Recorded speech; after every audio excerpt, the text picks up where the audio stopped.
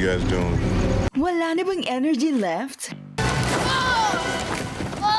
Keep up the fighting spirit sa panonood ng mga pelikula dito sa Christian Cinema. You coming? Matapos masadlak sa adiksyon, paano mailalapit ni Noel sa Diyos ang mga kabataang tulad niya? Rebound. Hindi ako naniniwala sa swerte. Ang pinaniniwalaan ko, choices, yung pagpili ng tamang paraan. Isang pagkakaibigan ang magiging susi para makaahon sa buhay kriminal. Caught. If we confess our sins to Him, He can be depended upon to cleanse us from every wrong. Pagkatapos isuko ang pagiging boxing champion, paano ilalapit ni Orlando ang isang batang nangungulila sa Diyos? Carman, the champion. That God does have a perfect will for your life and He understands the desires of your heart because He put those desires there.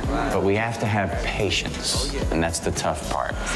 Isang lalaking hindi naniniwala kay Kristo ang makakakilala sa kanya sa lugar na kung tawagin ay The Daylight Zone. You know, if you just ask this fellow, what's his name? This fellow Jesus, he'd give you a sandwich too.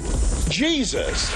Masusubok ang pananampalataya ni P habang ipinapamuhay at ipinakikilala si Jesus sa isang grupo ng kabataan sa For Pete's Sake. Did you think being a Christian you were automatically issued an insurance policy against tragedy? The Bible doesn't back that up.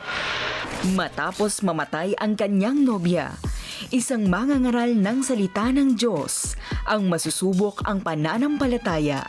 Dear Jay, The disciples were convinced against their wills. The reason they expected an afterlife was because they saw the Master alive after they saw him dead.